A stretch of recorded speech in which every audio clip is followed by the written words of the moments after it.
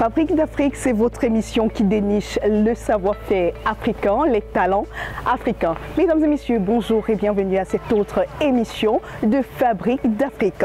Aujourd'hui, on s'intéressera à un pacriage. Ah oui, un pacriage dans le domaine de la vannerie camerounaise. Nous irons directement au quartier Carrefour Agip de Douala où on trouvera Monsieur Joe qui nous montrera son savoir-faire africain. On va ensemble confectionner les pots, les paniers, les chaises africainement parlant. Je vous prie de bien vouloir nous suivre. Mon cadre et moi, on va vous montrer ce domaine qui parfois moins prisé par plusieurs Camerounais, mais un domaine très intéressant, un domaine plutôt très fructueux. C'est l'Afrique qui parle, c'est le monde entier qui nous regarde. Cette équipe, plongée à la tâche, partage la même vision et la même passion, la vannerie. L'art de tresser avec des fibres de bois pour réaliser des objets très variés, à savoir des corbeilles, des paniers, des armoires, des canapés. Cet homme, c'est Papa Job. Âgé d'une soixantaine d'années, il est né et a grandi dans le nord-ouest du Cameroun. En 1993, il plaque tout pour aller poursuivre sa passion dans la vannerie à Douala, la capitale économique du Cameroun.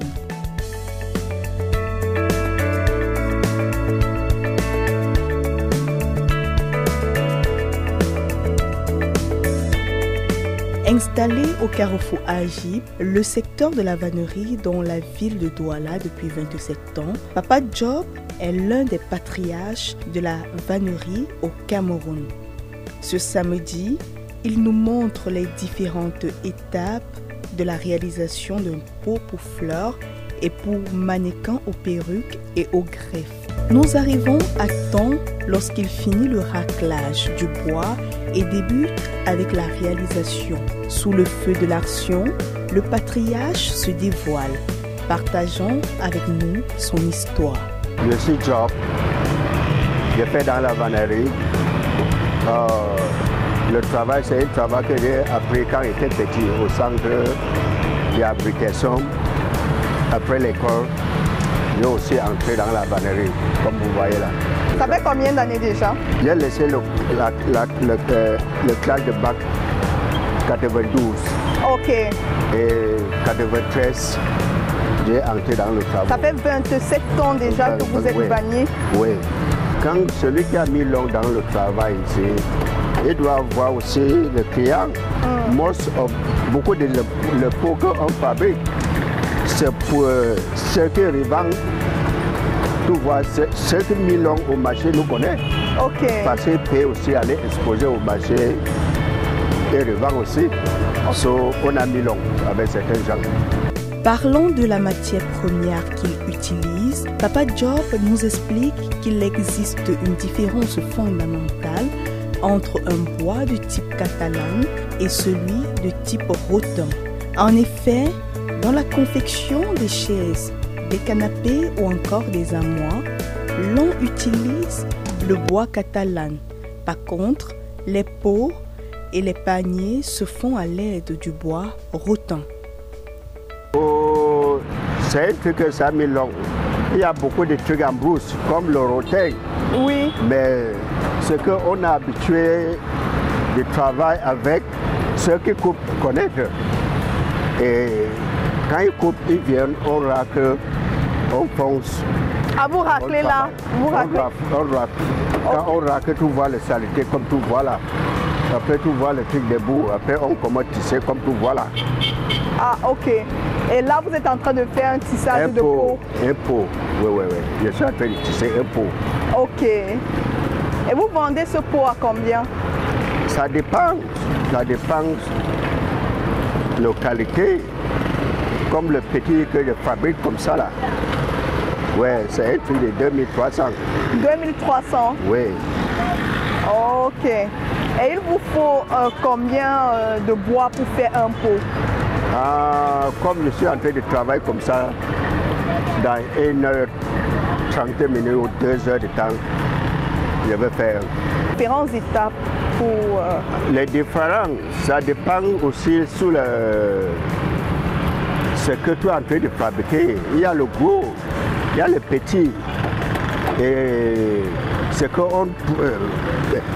il y a beaucoup de fonctions. Toutes les choses ne sont pas les mêmes. Oui. Les autres sont pour le fleur.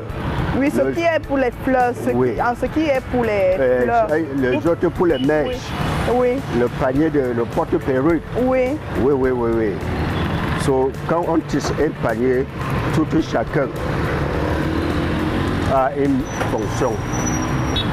Et il suffit juste de tourner. Ça veut dire que tout le monde peut devenir vannier du jour au lendemain. Ah, c'est facile, hein? C'est facile parce que c'est un travail que tout le monde, quand tu vois ton frère travailler, toi aussi tu apprends. Ce n'est pas un truc que tu vas partir à l'école pour que c'est difficile. On n'a pas besoin d'écrire. Comme tu vois comment on travaille, toi aussi, tu entres, tu travailles toujours. Ce n'est pas difficile, tout le monde. Ouais. Pourquoi vous utilisez le couteau à ce niveau? On n'a pas les machines hein, pour racler. Hein. On racle avec le couteau. Hein. Ok. Ouais. Quand tu vois comment le rotin est propre, on fabrique quelque chose. Mais c'est ce qu'on travaille avec, c'est le couteau. Ouais, on racle. Ah, c'est pour donner la forme. Pour que ça donne la forme, pour que ça donne. Il y a parfois pour tisser, c'est dur, il faut que ça soit mou. Ah, d'accord. Oui. Parce que pour que ça soit souple, il faut racler. Avant que ça soit souple comme ça là. D'accord. Il faut racler. Parce que c'était un truc qui est gros, toi, pendou. Ok. Pour racler, oui, c'est ça. Les clients, ce n'est pas ce qui manque ici. En témoigne cette dame qui a été attirée par la beauté de cet armoire. Ce monsieur travaille aussi depuis près de 20 ans avec Papa Job. Il est spécialisé dans la confection des armoires et des chaises. Il nous explique un bout de son parcours et les difficultés du métier. Moi, c'est Chanchou René. Je suis bannier. Depuis combien de temps vous travaillez avec Papa Job? Depuis 2000. Ok. Donc ça fait 20 ans aujourd'hui que vous travaillez avec Papa Job. Oui. Mais votre métier est différent. Vous faites la même chose, mais chacun a sa spécialité. Vous faites quoi? Oui, moi, je fais les meubles. Nous, on travaille par rapport à la demande des clients. Ça, c'est pour poser les assiettes, oui, les verres et tout autre chose. On peut les chaises sur commande. Sous commande, okay. Comme ce que vous voyez là. D'accord. Oui, nous avons le catalogue. Quand le client vient, on lui présente le catalogue, il fait son choix. Oui. Et on essaie de discuter le prix. Quand on est d'accord, on essaie de confectionner. Et cette matière, ça dure beaucoup. Si par exemple un client vient pour acheter l'armoire, ça va beaucoup mettre long. Non, ça dépend de la qualité. D'accord. Ça dépend. Il y a la qualité du bois? Il y a non. Il y a disons la dimension. Oui. Il y a les grands meubles, les petits. Oui. Il y a ce qu'on peut faire en 2 jours, comme ceci, que je suis en train de faire. Oui. C'est 2 jours. Ah, c'est seulement 2 jours? 2 jours, oui. Ok. Et les autres que vous voyez là? D'accord. 1 journée. Et les meubles, oui, les chaises, donc ça dépend. Il y a ce qu'on tisse complètement, qui peut prendre 2 semaines, 3 semaines. On fait comme ça pour que ça ne se fende pas. Vous voyez d'abord là où nous on travaille. Quand il pleut, tout est arrêté. Oui. On ne peut plus travailler. Parce que le bois aussi n'a pas besoin de la pluie. Je dis nous. Oui, vous déjà. D'accord. Oui, oui. Quand il pleut sur le bois, ça ne gêne pas. Ok. Ça ne gêne pas. Donc ça ne doit pas gâter la matière du bois. S'il pleut sur les bois, ça ne va pas... Non, quand on n'a pas encore confectionné, ça ne gêne pas. C'est à partir du moment où nous, on a déjà fabriqué les meubles. Oui. Donc il faut mettre ça à l'abri. Oui, donc il faut mettre ça à l'abri de la pluie. Oui. Okay. Nous ne perdons pas de vue notre tissage de peau qui évolue peu à peu. Par ailleurs, le plus jeune vannier de la troupe se nomme Julius. Il connaît la vannerie depuis son jeune âge. Originaire du nord-ouest Cameroun, après ses études secondaires, il arrive en ville pour poursuivre sa passion. Il met un point d'honneur sur la créativité de son art. Je suis dedans depuis 96. Ok, est-ce par dépit ou bien par passion? D'abord, quand j'ai fréquenté, j'ai habité avec quelqu'un qui est dans le métier. Donc, en fréquentant, j'étais en train de travailler aussi. J'ai touché quand même.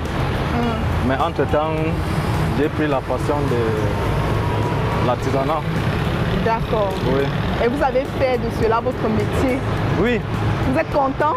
Je suis très content d'entrer dans la... Donc j'ai trop de passion dans les créativités. La créativité? Créativité, oui. Ok. Oui. Et on le voit d'ailleurs. Oui, j'aime trop créer. J'aime les choses, imaginer, créer. Donc comme j'étais dedans, ça m'a appris. Donc je vois qu'il n'y a rien de plus que je peux faire hors de ça. Et même les chaises là derrière vous, c'est vous qui aviez fait cela? Oui, tout ça c'est mon travail. Pendant combien de temps vous effectuez un petit canapé comme ça? Un canapé comme ça. Il vous faut combien de jours? On ne peut pas dire actuellement combien de jours parce que d'abord il y a le procès de matériel. D'accord. On prépare le matériel. Il y a quelqu'un qui fait le matériel et moi j'ai fait le cadre, les tissus. Ah! Oui, donc c'est deux choses différentes. D'abord pour sortir les lianes, pour monter les cadres avant de commencer le tissage. Ça peut prendre au moins 4 jours. 4 jours pour faire cela. Comme outil de travail, marteau, clou, bois et cet appareil d'essuie pour la flexibilité du bois. Retournons à présent vers Papa Job pour voir où il en est dans la réalisation de notre pot de fleurs. Rappelons ici que pour cette réalisation, l'on procède d'abord au raclage de bois, ensuite à la séparation afin d'obtenir plusieurs tiges fins et à l'aide de cet appareil, l'on rend ces tiges flexibles au tissage. Ici, pas de machine. 99% du travail est fait à la main et Papa Job lance un cri de cœur. Si tu regardes le travail,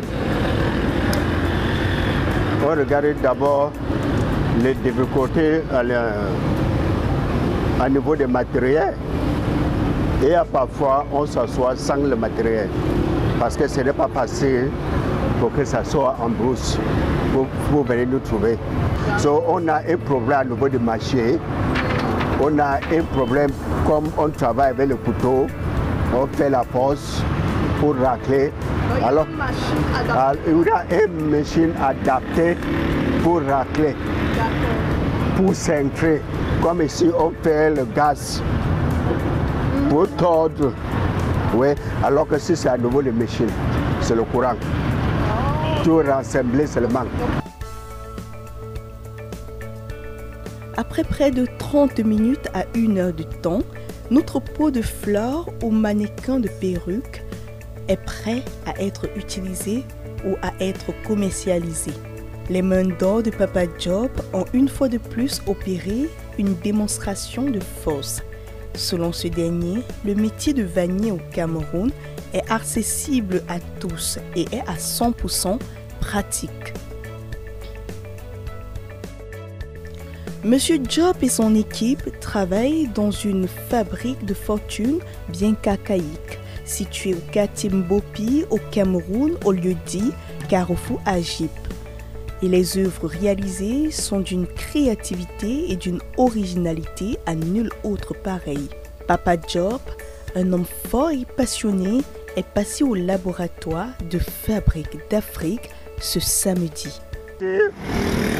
Pour cette occasion, et les téléviewers, merci aussi pour voir et vous suivre et voir aussi où l'homme ne peut pas arriver. Il y a parfois éducation, il y a parfois les conseils. So, le travail, c'est tout le monde. Ce n'est pas une seule personne, c'est de compter sur tous les téléviewers pour un conseil à niveau de marché, à niveau de technique, le travail. So, merci à vous tous. Allez, bye bye. Bye. Nous sommes arrivés à la fin de cette émission Fabrique d'Afrique. C'est très passionnant et surtout très confortable. Mesdames et messieurs, tout en espérant que vous aviez été séduits, c'était le savoir-faire enraciné dans le patrimoine africain. Nous avons procédé à un fabricage, et oui, de ce pot qui peut servir aux fleurs, aux différentes sortes de fleurs, ou alors aux greffes. Oui, un petit mannequin pour les greffes. Toujours est-il que nous sommes avec vous et on sera toujours avec vous. Monsieur Diop, c'est l'artisan qui nous a montré son savoir-faire. Aujourd'hui, il fabrique aussi les paniers et il fabrique autant de choses, que ce soit les armoires, que ce soit les chaises, cette chaise sur laquelle je suis assise actuellement. La semaine prochaine, on sera encore avec un artisan, on sera avec un entrepreneur qui nous montrera son savoir-faire africain dans Fabrique d'Afrique. Je vous exhorte, mesdames et messieurs, de bien vouloir vous abonner à la chaîne et surtout n'oubliez pas d'activer la cloche de notification pour ne rien manquer de l'art africain. Ciao, ciao.